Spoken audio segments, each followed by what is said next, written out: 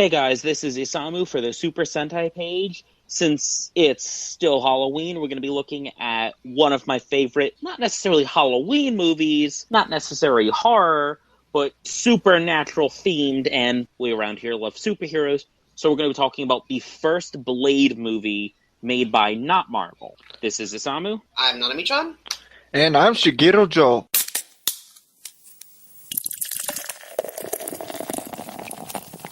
With alcohol. You son of a bitch. Now, we all just recently watched this, like, today or yesterday, right? Yeah, maybe. Yeah. God damn, this movie's so much dumb fun. Oh, yeah, I would definitely have to agree with that. I love this fucking movie. Yeah, the fight scenes were really well choreographed. Like,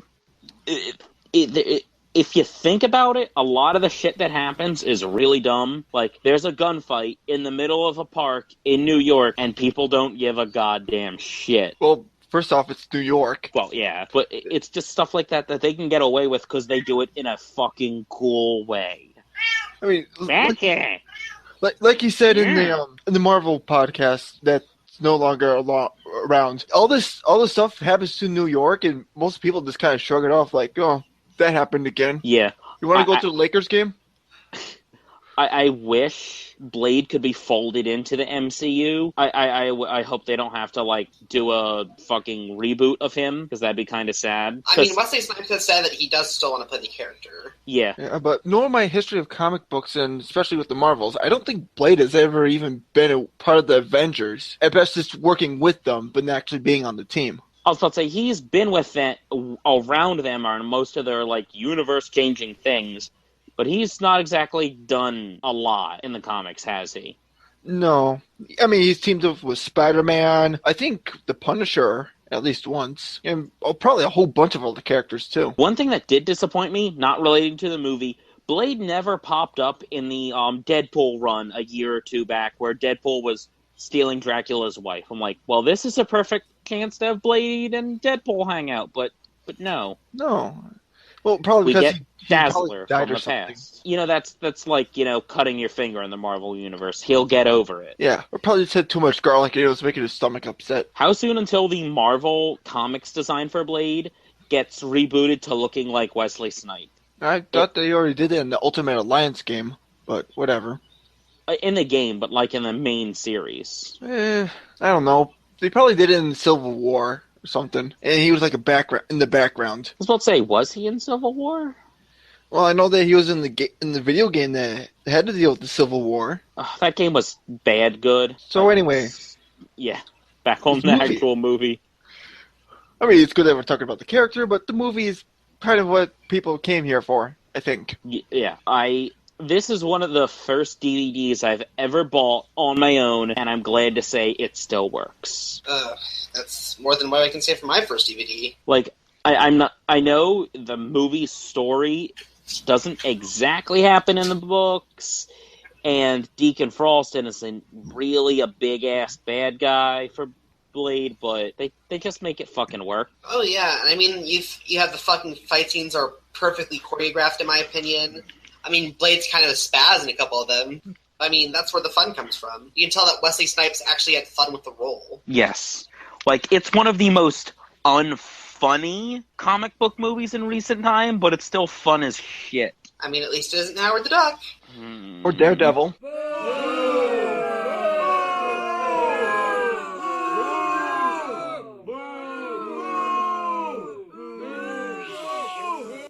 God, that movie was disappointing.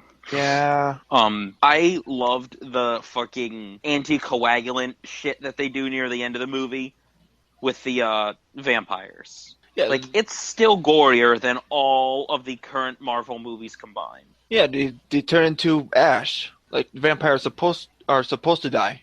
Oh, no, I mean at the ending where he injects them with the stuff and they go, like, explodey and tumor. Oh, yeah, that too. That's just That amazing. and there's the whole fucking bloodbath scene at the beginning. See, watching that this afternoon, I was looking at it like, is this a waste of blood? Is this just so they can, have fun and get drunk? Because why eat the dude if you have all that blood? But then I shut myself up because it's a cool scene. Yeah, here's the I thing. mean, fresh blood from a person actually tastes a lot better than blood from a bag. Are we talking from experience or reference? I ain't gonna knock think about it. you. You're getting but something fresh next to something that has been in the bag for who knows how long. I'm just saying they got the food. They don't need to murder the dude. Not that they don't have to. They're vampires. They kind of should. And the scene looks amazing. It's just no one. Maybe the blood's fermented in a sense, like it'll get them drunk. That's a good question. If a vampire drinks from a drunk guy, do they get drunk, or can blood ferment? Because blood can get if it sits out, it either gets dried up or starts to stink. It's just a question we'll never know because none of that supernatural stuff exactly exists. But there's That's no fun. theories and yeah. That's no fun at all. Yeah, but it's so good to think about this kind of stuff. Probably added to the book of supernatural stuff. So, Blade. There was a scene in Buffy, if I remember correctly, where they mentioned that some vampires would actually inject drugs inside of human hosts, and then drink it and get really uber high off of it. I so don't remember that. I have never watched Buffy the Vampire Slayer. Really, it's aged, but it's really good. I've heard of it. I know that Seth Green is in it. Not a lot of it. And I know that there was a musical spell that happened. That's really late in the show, but it's amazing. They got the Busters fan out! If you like very well-written stuff, 90s TV shows, and supernatural things, Buffy's right up your alley. If you want to watch Supernatural, but with a lot less gay in it and a lot better writing, watch it. Unless you watch Supernatural for the gay. I watched Charm before. Oh God, Charmed. Charmed is like Buffy light. Yeah, it existed on Buffy's coattails. Yeah, and they even aired back to back at one point. So the movie that we're supposed to be talking about here. We get distracted easily. Yeah, that's why we're not professionals, and that's what makes us fun. Yeah, that keeps me interested in talking. So, Blade himself, the character, do you think he was portrayed well, or could have been a little bit better? I think this form of Blade, which isn't a lot like the comics, was fucking nailed. But if we're going for straight-up comic interpretation, not very well. But things change in adaptation, and that's okay. I mean, this character was made in 1973. Yeah. So the it's a welcome update. And Blade's first appearance, I believe, was in a Dracula book. Yeah, The Tomb of Dracula, where he was a supporting character. A daywalker, nor was he a black man. I don't think. He used tweakwood knives. He was an everyman. He displayed flaws, the inability of getting along with certain other supporting cast members. The character was not originally a daywalker, yeah. Because I think that happened because of the movie made that up, and then it was folded into his comics. But a human being immune to being turned into a vampire. Yeah. He had anti-vampirism blood cells. Why though? I don't remember. Yeah, it's like in that one movie, I Am Legend, with the zombie things. Okay. Yeah, it's sort of like that. It's just there. It's not really explained how it got there. I Am Legend is actually a vampire movie. Oh. Yes, it is. The original stories, they're vampires, not zombies. But back to Wesley Snipes. Wesley Snipes. Yeah, he didn't get turned into a daywalker vampire until he was bitten by Morbius in 1999. Which was... a year after the movie came out. Okay. I couldn't remember when the movie came out. 1998. God, this movie's old. Yep. Now I'd say it's around... Not old enough to drink, I know for sure. I say just... It's legal. It's legal. Okay. So I can take this night out for a night on the town and expect to get lucky with the snipes. Yes.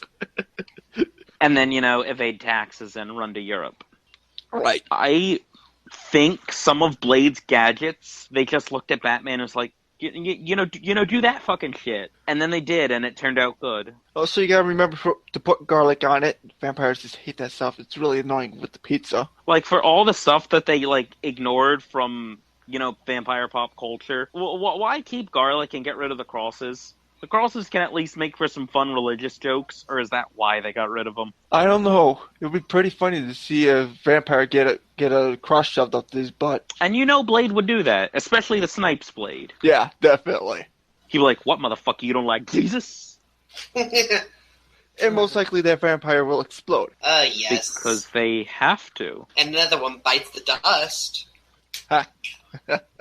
I'm really curious to why they never used that song in this movie, or any of these movies. Or barely any vampire movies whatsoever. Because you think that'd be an easy one to do. Then again, that song's probably super expensive to use. Oh, yeah. Yeah. You don't tread on Mercury waters without a lot of money. Okay, so the supporting cast. Dr. Karen Jensen. And Whistler. I love he's played so well. Yes, he is. Like, Karen's kind of a wet blanket, but kind of interesting. Like, I enjoyed her, but not that much. Yeah. Like, she does have a realistic reaction to seeing, a corpse come to life and bite her ex in the face. Like, what the fuck? But almost all of her reactions are, dull surprise. Now I'm being a little coy and quiet. Dull surprise. That's basically all she does. Yeah. And Whistler, on the other hand, sounds like he's having the goddamn time of his life every time something happens. Unless it's something depressing, like talking about his family. Yeah, because he's the mentor, the weaponsmith, the surrogate father figure. Who just gets shit on in every fucking movie. Yeah. He dies in every movie. He does? I only saw the first one. I haven't seen the other two yet. Okay, then I'm not going to spoil them for you. Bits and pieces of the movies. I know that Triple H is in one of them. Triple H is in the third. Yeah, the third movie is considered the worst, but it's the most fun one, mainly because Ryan Reynolds is just having the goddamn time of his life. And got bit by a vampire vagina, if I remember correctly. Vangina? Vampgina. Vampgina. It's got fangs where you shouldn't have fangs. That's officially what we're titling this now. Vampgina. Yes. But we can't call it some motherfuckers always trying to ice skate uphill? How about some vampginas always trying to ice skate uphill? Perfect. Good enough. Yeah, he's in the third one. And Daryl, the guy who plays Daryl Dixon from The Walking Dead, is in the second one. I honestly love the second one a lot, just because there's so much weird shit and Krispy Kreme donuts. The second one I think is the best, but also the third one's pretty weird too. The second one's just, wait, what's going on? Well, I wish I knew. Look them up. You will enjoy them. Yeah, if you enjoy the first one, you're gonna enjoy the others. I mean, there's tons of awesome swordplay, especially in 3. They have straight up sword fights in 3. Well, yes, yeah, to make the hero look even cooler. Besides just having him plant smack dab middle of a vampire orgy. He has a sword fight with Dracula because comics. Oh yeah, Dracula is the one that turned his mother into a vampire in the comics. And in the movie apparently.